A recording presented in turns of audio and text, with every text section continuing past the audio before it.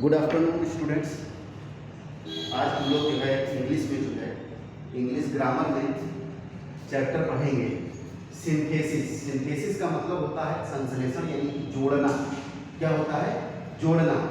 इसमें देखिए हम लोगों को क्या पढ़ना है, दो या दो से अधिक, दो या दो से अधिक, दो या दो से अधिक सिंपल सेंटेंसेस, सिंपल सेंटेंसेस को मिलाकर, सिंपल सेंटेंसेस को मिलाकर एक सिंपल सेंटेंस बनाना, एक सिंपल सेंटेंस बनाना या कॉम्प्लेक्स सेंटेंस बनाना या कंपाउंड सेंटेंस बनाना।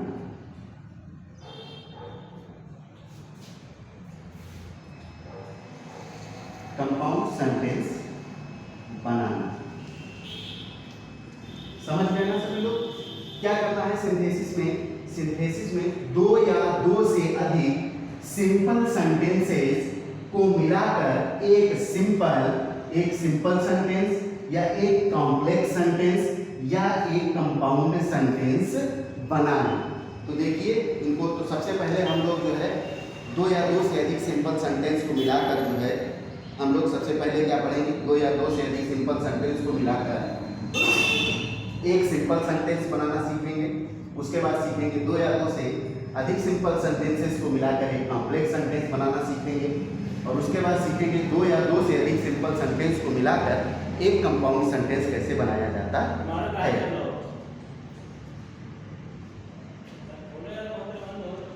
एक कंपाउंड सेंटेंस बनाना ये सीखेंगे। तो देखिए सबसे पहले इनको जो है जिस तरीके से हमको पढ़ना है हमने बता दिया आपको, तीन तरीकों से हमें इन्हें पढ़ना है। तो इसमें जो पहला तरीका है वो हमने आपको बताया कि combination of simple sentences into one simple sentence. क्या पढ़ना है?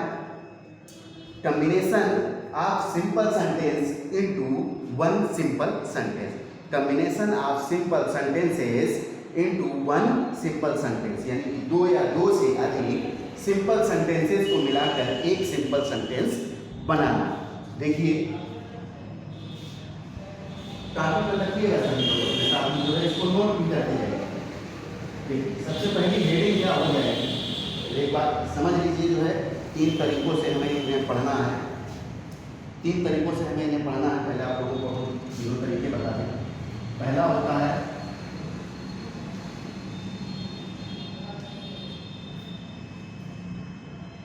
Combination of simple sentences into one simple sentence, into one simple sentence. देखिए क्या कहा गया है, कॉम्बिनेशन ऑफ सिंपल सेंटेंसेस, यानी कि दो या दो से अधिक सिंपल सेंटेंसेस को मिलाकर। कॉम्बिनेशन क्या होता है? जोड़ना। यही हम लोगों को पढ़ना है सिंथेसिस में। क्या होता है? जोड़ना। दो या दो से अधिक सिंपल सेंटेंसेस को मिलाकर एक सिंपल सेंटेंस बनाना, एक सिंपल सेंटेंस बनाना। इसी तरीके से देखिए दूसरा हम लोग इसी तरीके से क्या पढ़ेंगे, कॉम्बिनेशन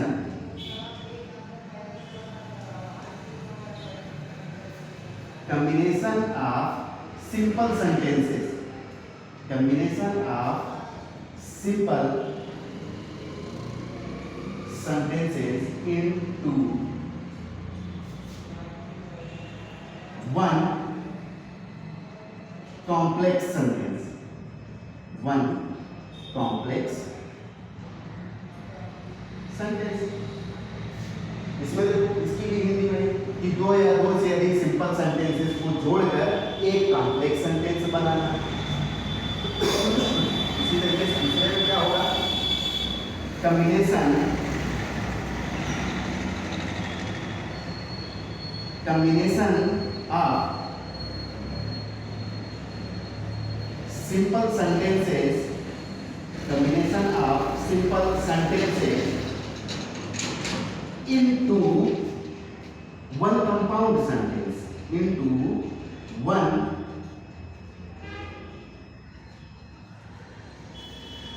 compound sentence। यहां पर भी देखिए इसका मतलब क्या हो गया कि दो या दो से अधिक सिंपल सेंटेंसेस को मिलाकर एक क्या बनाना है, हमको कंपाउंड सेंटेंस बनाना है। देखो दो या तीन वाक्य दिए रहे होंगे, दो या तीन सेंटेंसेस दिए होंगे, उनको जोड़कर हमें जो है एक सेंटेंस बनाना है और उसका अर्थ बिल्कुल भी चेंज नहीं होना चाहिए, समझ गए। तो चलिए देखिए, सबसे पहले तो हम लोग शुरू करेंगे, तो इनको सीरियल से पढ़ते हैं। तो सबसे पहले हम लोग पढ़ते हैं कि दो या दो से अधिक सिंपल सेंटेंस को मिलाकर कैसे एक सिंपल सेंटेंस बनाया जाएगा। तो पहली हेडिंग आप लोगों की हो जाएगी combination of simple sentences into one simple sentence.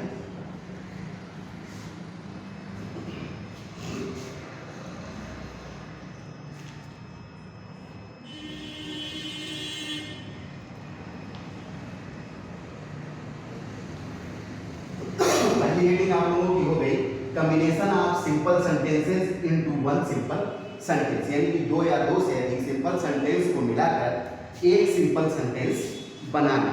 तो देखिए इनको हम जो है, इनके जो रूल्स होते हैं, पहला रूल होता है पार्टिसिपल की सहायता से, पार्टिसिपल का यूज करके हमें कैसे जो है सिंपल सेंटेंसेस को मिलाकर जो है एक सिंपल सेंटेंस बनाना है। तो जो पहला रूल होगा उसमें क्या हो जाएगा, पार्टिसिपल के सहायता से।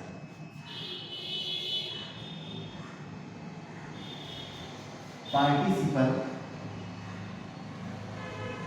की सहायता से, पार्टिसिपल की सहायता से या फिर पार्टिसिपल का यूज करके।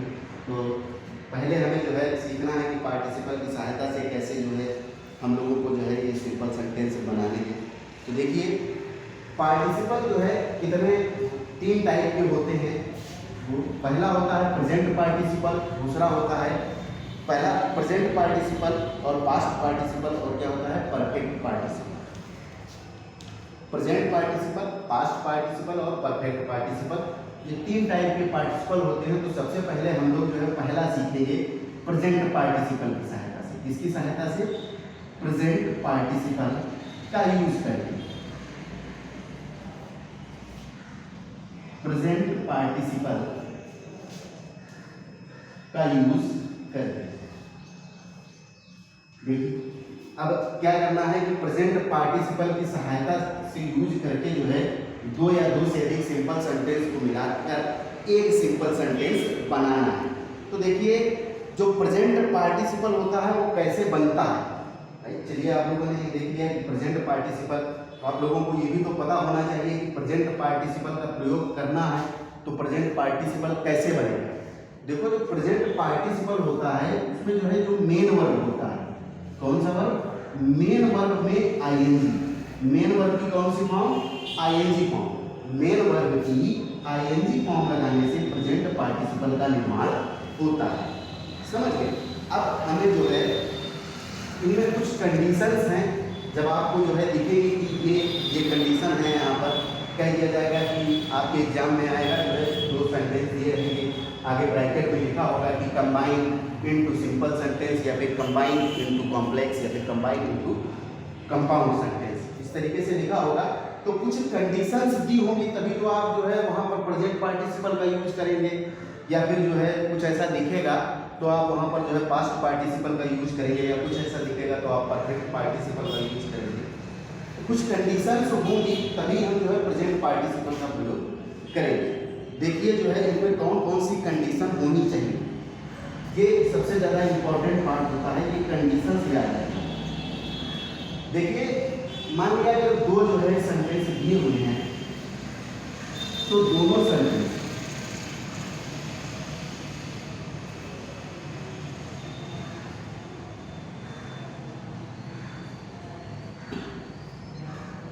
मान लिया कितने सेंटेंस दिए हुए हैं, दो सेंटेंस दिए हुए हैं। ये मान लो पहले, ये यहाँ पर लिख दिया वन, जो पहले वाक्य का सब्जेक्ट हो वही दूसरे वाक्य में भी सब्जेक्ट होना चाहिए।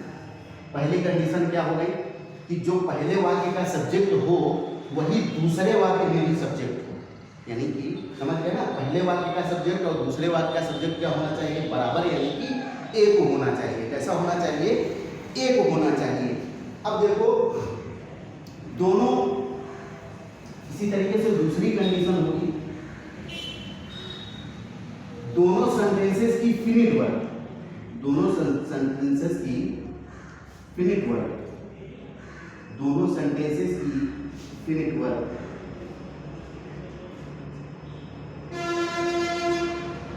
जो पहला सेंटेंस हो, यानी कि ये लिखे यहाँ पर फर्स्ट लिखे दे रहे हैं, जो पहले सेंटेंस में फिनिट वर्ब हो वो दूसरे सेंटेंस में फिनिट वर्ब नहीं होनी चाहिए। ये देखो बराबर क्या कर दिया हमने, काट दिया।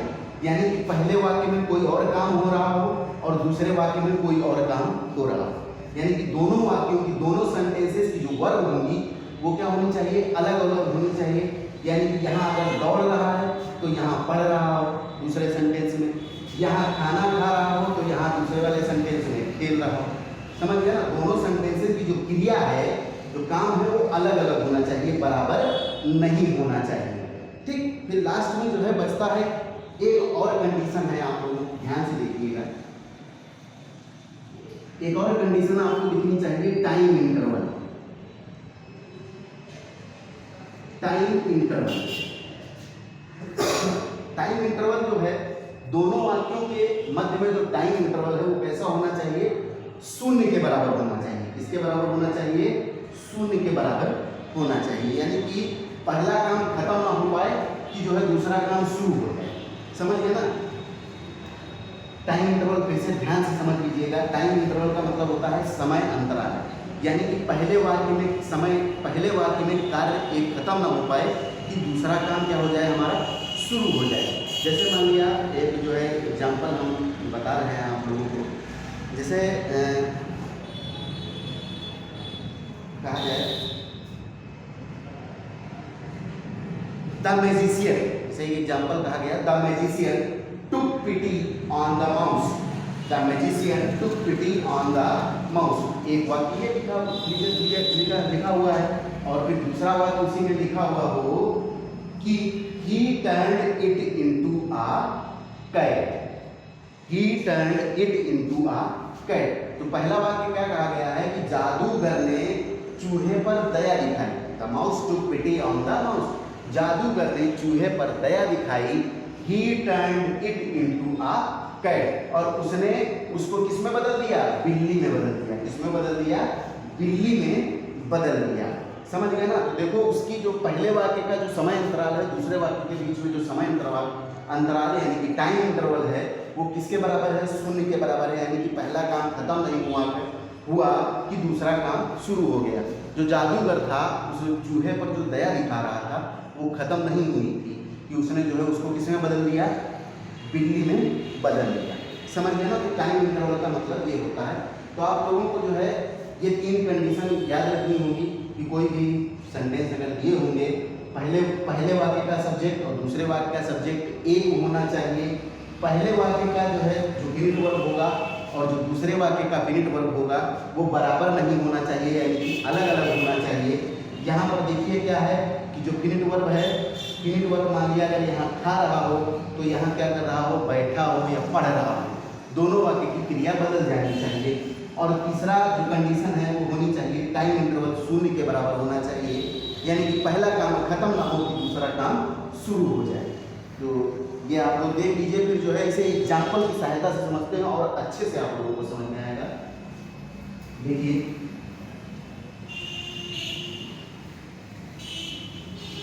अभी जो मैंने आप लोगों को जो है एग्जाम्पल बोला था, उसी एग्जाम्पल को चलिए देख लेते हैं।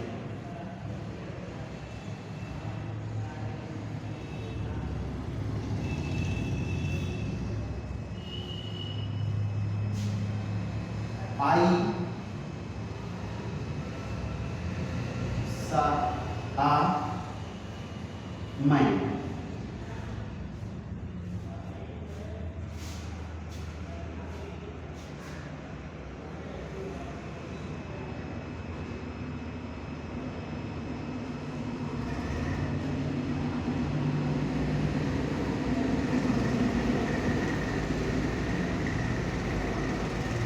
पर दूसरा एग्जाम्पल लिखते हैं जो अभी मैंने आप लोगों को बताया है। वही एग्जाम्पल लिखते हैं।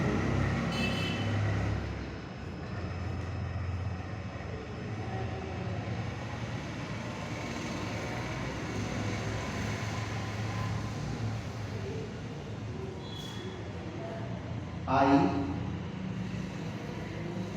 reached home.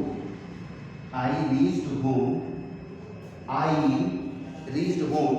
ये एक सेंटेंस दिया हुआ है, दूसरा सेंटेंस दिया हो I took off my clothes. I took off my clothes. देखिए ये दो सेंटेंसेस दिए हुए हैं और आगे ब्रैकेट में जो है लिखा हुआ है, आप सिंपल सेंटेंस जोड़ रहे हैं तो ऐसे ही लिखे होंगे, सेंटेंस दिए होंगे, आगे लिखा होगा कि इसे सिंपल सेंटेंस में जोड़िए या कॉम्प्लेक्स में कंपाउंड में। तो देखिए लिखा है आई रीच्ड होम, मैं घर पहुंचा। आई टुक ऑफ माय क्लॉथ्स, मैंने अपने कपड़े उतार दिए। तो आप लोगों को पता है जो तीनों कंडीशन है वो हमारी क्या होनी चाहिए, यहाँ पर लगेगी। जब तीनों कंडीशन आपको दिखेंगी तभी आप लोग जो है सिंपल सेंटेंसेस को मिलाकर एक सिंपल सेंटेंस बनाएंगे। किसकी सहायता से? प्रेजेंट पार्टिसिपल की सहायता से। देखिए पहली कंडीशन क्या मैंने बताई थी कि जो पहले वाक्य का सब्जेक्ट हो और जो दूसरे वाक्य का सब्जेक्ट हो कैसा होना चाहिए? बराबर होना चाहिए, यानी कि एक ही होना चाहिए। देखिए आई रीच होम, मैं ही घर पहुंचा हूं और मैंने ही अपने कपड़े उतारे। समझ गए ना? तो दोनों वाक्य का सब्जेक्ट क्या हो गया? एक हो गया। दूसरी बात कही गई थी कि दोनों वाक्यों की जो फिनिट वर्ब है, दोनों वाक्यों की जो फिनिट वर्ब है यानी कि वर्ब क्या होती है? क्रिया। यहाँ पर क्या है? पहुंचना। यहाँ पर क्या है? टुक ऑफ यानी कि उतारना। तो देखो दूसरी कंडीशन थी कि दोनों वाक्यों की फिनिट वर्ब क्या होनी चाहिए? बराबर नहीं होनी चाहिए, यानी कि यहाँ पर कोई और काम हो रहा हो और यहाँ पर कोई दूसरा काम हो रहा है। तो यहाँ पर क्या हो रहा है? पहुंचना, और यहाँ पर क्या हो रहा है? उतारना। दोनों वाक्यों की फिनिट वर्ब क्या है? अलग अलग है। समझ गए? फिर तीसरा देखिए क्या तीसरी कंडीशन थी, जो टाइम इंटरवल है वो किसके बराबर होना चाहिए? शून्य के बराबर होना चाहिए कि पहला काम खत्म ना हो कि दूसरा काम शुरू हो जाए। वो देखिए जैसे ही घर पहुंचा है उसने अपने कपड़े उतारने शुरू कर दिए। समझ गए ना? तो इनके बीच में जो है समय अंतराल क्या है? बिल्कुल शून्य के बराबर है। भाई घर गया और उसने अपने कपड़े उतार दिए। ये तो नहीं कहा गया वो घर गया उसके बाद फिर बैठा होगा फिर कपड़े उतारे होंगे। इसलिए समय अंतराल किसके बराबर है? शून्य के बराबर है। तो देखिए इनको हम बनाएंगे कैसे? अभी आप लोगों से एक बात जो है कही गई है। क्या कही गई है कि जो है प्रेजेंट पार्टिसिपल का निर्माण कैसे होता है? मेन वर्ब में आईएनजी लगाने से प्रेजेंट पार्टिसिपल का निर्माण होता है। अब आप लोग कहेंगे कि मेन वर्ब दोनों वाक्यों की अलग अलग है। यहाँ पर देखिए रीच्ड है मेन वर्ब और यहाँ पर मेन वर्ब है टुक ऑफ।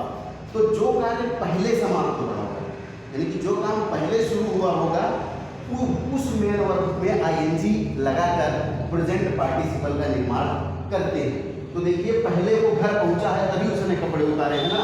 तो मेन वर्ब हमारी पहली कौन सी है?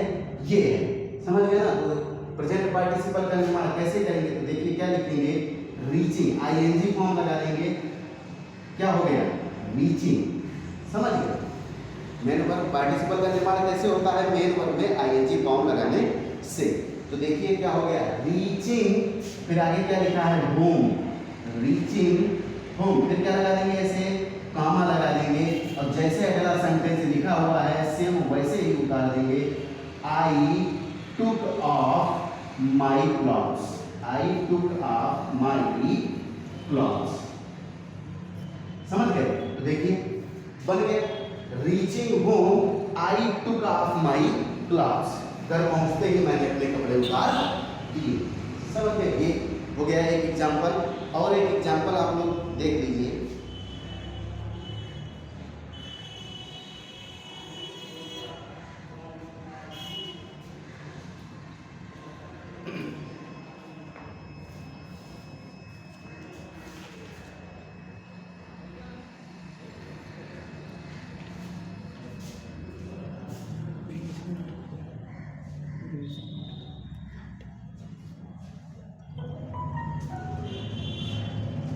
चलिए और एग्जाम्पल देखते हैं।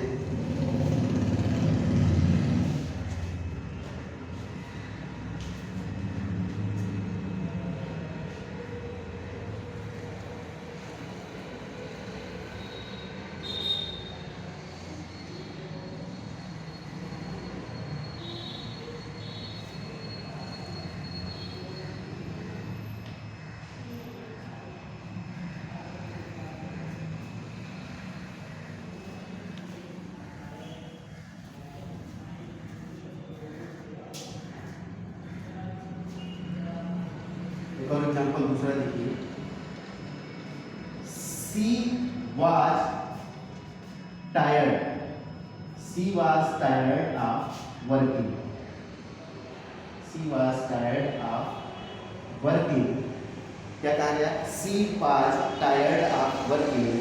फिर इसी में अगला दूसरा सेंटेंस दिया हुआ है, she lay down, she lay down, she lay down to take rest, to take rest। देखिए अब यहाँ पर भी जो है दो या दो से अधिक सिंपल सेंटेंस को मिलाकर हमें एक सिंपल सेंटेंस बनाना है। क्या कहा गया, she was tired of working, वह काम करके क्या हो गई, थक गई, सी lay down to take rest, वह जो है आराम करने के लिए लेट गई। तो देखिए तीनों कंडीशन होनी चाहिए। पहली कंडीशन क्या कहता है कि पहले वाक्य का सब्जेक्ट और दूसरे वाक्य का सब्जेक्ट क्या होना चाहिए, एक ही होना चाहिए। यहाँ पर देखिए दोनों वाक्यों में सब्जेक्ट क्या है, एक ही है। फिर क्या कहा जाता है कि दोनों वाक्यों की फिनिट वर्ब क्या होनी चाहिए, एक नहीं होनी चाहिए, बराबर नहीं होनी चाहिए। यहाँ पर क्या है, काम करके क्या हो गई है, थक गई है, यहाँ पर क्या हो गई है, लेट गई है। क्या क्या कर रही है, लेट गई। तो दोनों वाक्यों की फिनिट वर्ब क्या हो गई, बदल गई। फिर क्या कहा गया है कि जो समय अंतराल है वो शून्य के बराबर होना चाहिए। यानी कि पहला काम देखिए उसकी थकान खत्म नहीं हुई थी। अगर थकान मान लो जैसे अगर थकान उसकी खत्म हो जाती तो वो क्यों लेट थी, भाई पहला काम कहीं खत्म हुआ, नहीं खत्म हुआ, पहला काम अभी पूरी तरीके से खत्म नहीं हुआ था कि दूसरा काम क्या हो गया, शुरू हो गया। वो थकी थी इसीलिए क्या हो गई, लेट गई। तो देखिए हमको जो है इन दोनों सेंटेंस को जो है प्रेजेंट पार्टिसिपल की सहायता से मिलाकर एक सिंपल सेंटेंस बनाना है। तो देखिए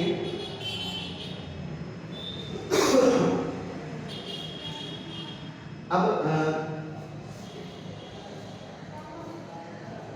देखिए जो मेन वर्ब है, जो कार्य पहले समाप्त होगा उसमें जो है उस सेंटेंस में जो है उस सेंटेंस की जो है मेन वर्ब में आईएनजी फॉर्म लगाकर हम जो है इसका निर्माण करेंगे, प्रेजेंट पार्टिसिपल का निर्माण करेंगे। लेकिन देखिए यहाँ पर जो है जो मेन वर्ब है वो हमारी दी नहीं गई है। मेन वर्ब किसकी तरह कार्य कर रहा है, मेन वर्ब वाज जो है किसकी तरह कार्य कर रहा है, मेन वर्ब की तरह कार्य कर रहा है।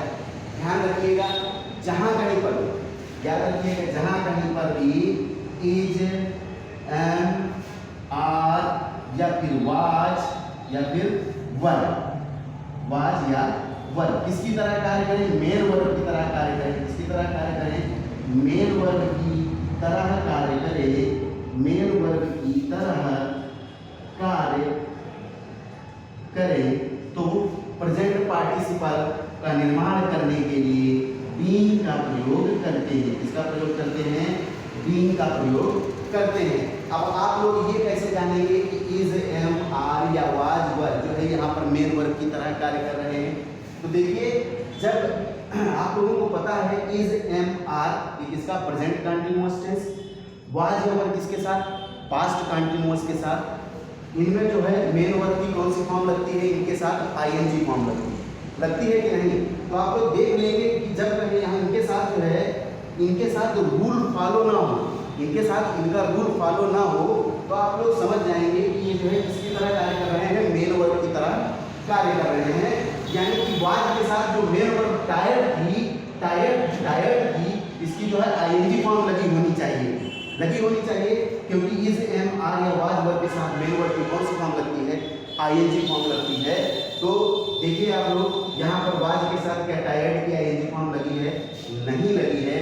तो हम लोग जब जो है यहाँ पर इज एम आर या वाज वर्ब मेन वर्ब की तरह कार्य करते हैं तो प्रेजेंट पार्टिसिपल का निर्माण करने के लिए बीइंग का प्रयोग करते हैं।